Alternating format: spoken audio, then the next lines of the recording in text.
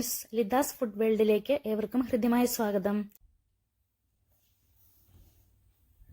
ഇന്ന് ഞാനിവിടെ തയ്യാറാക്കാൻ പോകുന്നത് ഒരു ബീഫ് ലിവർ ഫ്രൈ ആണ്. അതിനാവശ്യമായിരിക്കുന്ന സാധനങ്ങൾ എന്തൊക്കെയാണെന്ന് നമുക്ക് നോക്കാം. 1/2 കിലോ ബീഫ് ലിവർ കഴുകി ചെറുതായി മുറിച്ച് വെച്ചിരിക്കുന്നു. 2 ചെറിയ സവോള കനം കുറച്ച് നീളത്തിൽ അരിഞ്ഞിട്ടുണ്ട്. 2 ചെറിയ പച്ചമുളക് 4 കീറിയിട്ടുണ്ട്. പിന്നെ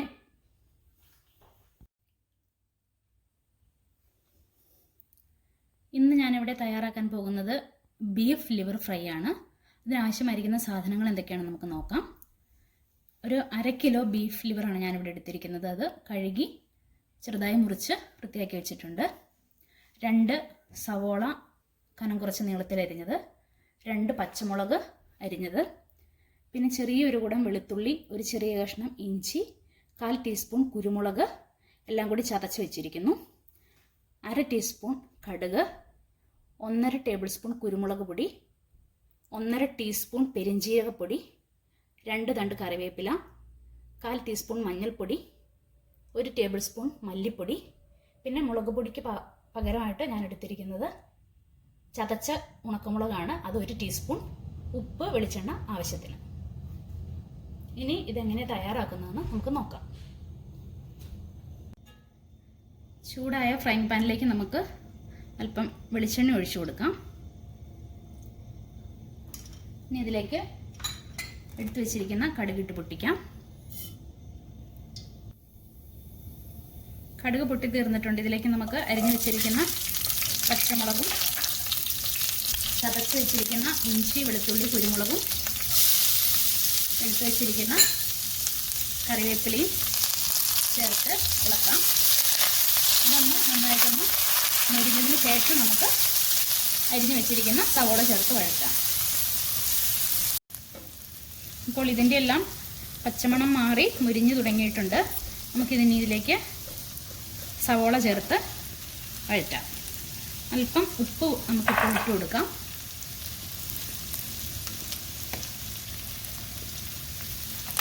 ഇനി ഇതൊരുവിധം വഴന്നു വരുമ്പോൾ നമുക്ക് ലിവർ ചേർക്കാം. സവോള ഒരുവിധം വഴന്നിട്ടുണ്ട്. ഇനി നമുക്ക് ഇതിലേക്ക് എടുത്ത് വെച്ചിരിക്കുന്ന ലിവർ ചേർത്തിളക്കാം. കുറച്ച് നേരം ഒന്ന് ഇളക്കിയതിന് ശേഷം നമുക്ക് അടച്ചു വെച്ച് വേവിക്കാം.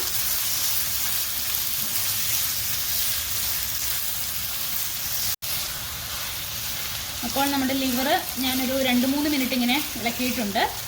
ഇനി അല്പവും കൂടി ഉപ്പ് ചേർക്കാം. അതിനുശേഷം ഒന്നുകൂടി നന്നായി ഇളക്കി കുറച്ച് ചെറു ചൂടുവെള്ളവും ഒഴിച്ച് നമുക്കിതൊന്ന് അടച്ചു വെച്ച് വേവിക്കാം. ഇത്ര മതി, ഒത്തിരി വെള്ളം വേണ്ട. നമുക്കിനി അടച്ചു വയ്ക്കാം. ഇടയ്ക്കൊന്ന് തുറന്ന് നോക്കണം, വെന്തോന്നും വെള്ളം വറ്റിയോന്നുമല്ല. അപ്പം നമുക്കിനി വേവിച്ചെടുക്കാം. നമുക്കിനി ഇതിൻ്റെ മൂടി ഒന്ന് തുറന്ന് നോക്കാം.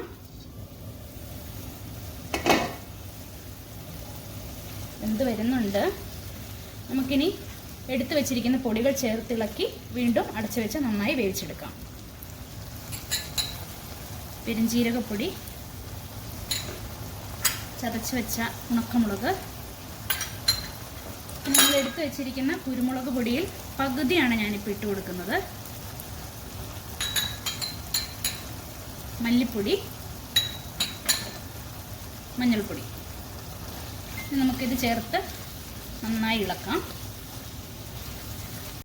അപ്പോൾ ഇതിലിട്ട പൊടികളെല്ലാം ഞാൻ നന്നായി ഇളക്കി യോജിപ്പിച്ചിട്ടുണ്ട്.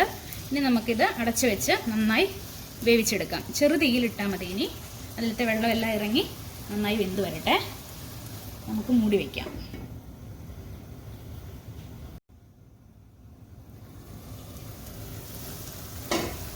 അപ്പോൾ നമ്മുടെ ലിവർ വെന്തോന്ന് ഒന്ന് നോക്കട്ടെ.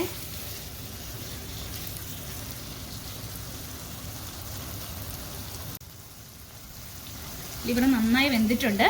ഇനി നമുക്ക് അടച്ച് വെക്കേണ്ട, ഒരു മീഡിയം ഫ്ലെയിമിലിട്ട് ഇതിലത്തെ ഈ വെള്ളമെല്ലാം നന്നായി ഒന്ന് വറ്റിച്ചെടുക്കാം. നന്നായി ഫ്രൈ ആക്കി എടുക്കാം. നമ്മുടെ ലിവറിലെ വെള്ളമെല്ലാം ഒരുവിധം നന്നായി വറ്റിയിട്ടുണ്ട്. ഇനി നമുക്ക് എടുത്തു വെച്ചിരിക്കുന്ന ബാക്കി കുരുമുളക് പൊടി ചേർത്ത് കൊടുക്കാം. ഇതിൽ കുരുമുളകിൻ്റെ ടേസ്റ്റാണ് മുന്നിട്ട് നിൽക്കുന്നത്, അപ്പോഴാണ് നല്ല ടേസ്റ്റ് വരുന്നത്. ഇനി അല്പം പച്ച വെളിച്ചെണ്ണ കൂടി ഒഴിച്ച് നമുക്ക് നന്നായിട്ടൊന്ന് ഇളക്കി യോജിപ്പിക്കാം. അതിനുശേഷം നന്നായി ഫ്രൈ ചെയ്തെടുക്കാം.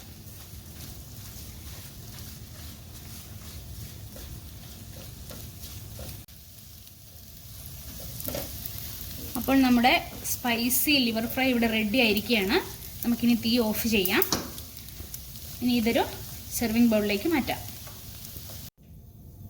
അപ്പോൾ ഇതാണ് നമ്മുടെ ബീഫ് ലിവർ ഫ്രൈ. വളരെ ടേസ്റ്റി ആയിട്ടുള്ള ഒരു ഫ്രൈ ആണിത്. അപ്പോൾ എൻ്റെ ഈ റെസിപ്പി എല്ലാവർക്കും ഇഷ്ടമായി കാണുമെന്ന് വിശ്വസിക്കുന്നു. ഇഷ്ടമായെങ്കിൽ വീഡിയോ ലൈക്ക് ചെയ്യുക, എൻ്റെ ചാനൽ സബ്സ്ക്രൈബ് ചെയ്യുക. മറ്റൊരു റെസിപ്പിയുമായി അടുത്ത ദിവസം വീണ്ടും കാണാം.